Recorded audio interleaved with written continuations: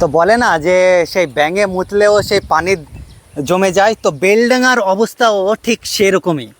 বেলডাঙার জল নিকাশের ব্যবস্থাও এখনকার যে অবস্থা সেটা দেখলে সে ব্যাঙে মোতার মতন কথা মনে পড়ে যায়।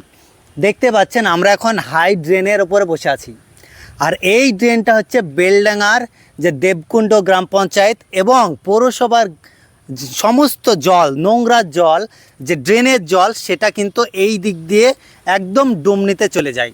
আর সেই জল নিকাশের ব্যবস্থা দেখতে পাচ্ছেন আমরা এখন ড্রেনের ওপরে বসে আসি, আর একদম ভরাট হয়ে গেছে, নোংরাতে ভরাট হয়ে গেছে। আর এই যে ড্রেন কত বছর আগে যে পরিষ্কার হয়েছিল তার কোনো মানে উদ্দেশ্যই নেই।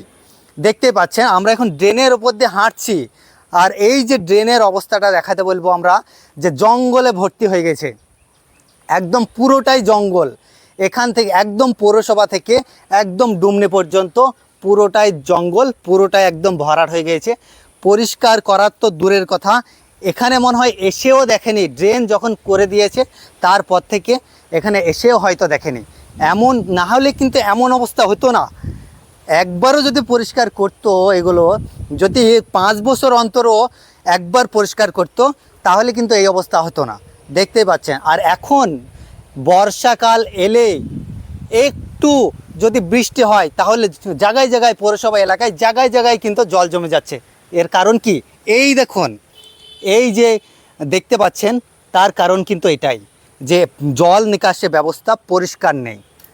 যেই পাওয়ারে এসেছে, এতদিন আমরা দেখেছি যে তৃণমূল সরকার পাওয়ারে ছিল, যেই থাকুক না কেন, যে ড্রেন, এই যে জল নিকাশি ব্যবস্থা, সেটা যদি পরিষ্কার না করে তাহলে কিন্তু তার এমনটাই হওয়ার কথা। দেখতে পাচ্ছেন পুরোটাই জঙ্গল। আমরা আরও ছবি দেখাচ্ছি, সেগুলো আপনারা দেখবেন যে সেগুলোর কি করুণ অবস্থা। এর আগে আপনাদেরকে আমরা দেখালাম যে বেলডাঙা আর যে দেবকুণ্ড গ্রাম পঞ্চায়েত এবং বেলডাঙা পৌরসভার যেসব যে নোংরা জল, ড্রেনের জল, সেগুলো মিডিল পথে একদম বন্ধ হয়ে গেছে।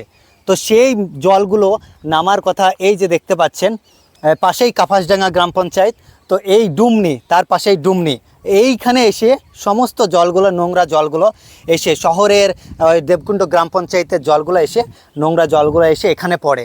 কিন্তু মিডিল পথেই যদি মিডিল রাস্তায় যদি বন্ধ হয়ে যায়, ড্রেনের জল আসা বন্ধ হয়ে যায়, তাহলে এখানে কিভাবে এসে পৌঁছাবে জল?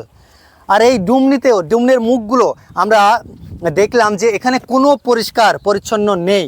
তো তাহলে যদি মুখই বাঁধা থাকে, মিডিল পথগুলো যদি বাঁধা থাকে, তাহলে কিভাবে এসে পৌঁছাবে এই জল? আমরা প্রশাসনের দৃষ্টি আকর্ষণ করব যেন এই ডুমনি এবং মিডিল পথে যেসব হাইড্রেন, সেগুলো অতি শীঘ্রই পরিষ্কার করার জন্য আমরা প্রশাসনের কাছে তাদের দৃষ্টি আকর্ষণ করছি। আপনারা দেখছেন বিএস নিউজ, বেলডাঙ্গা থেকে সালমান।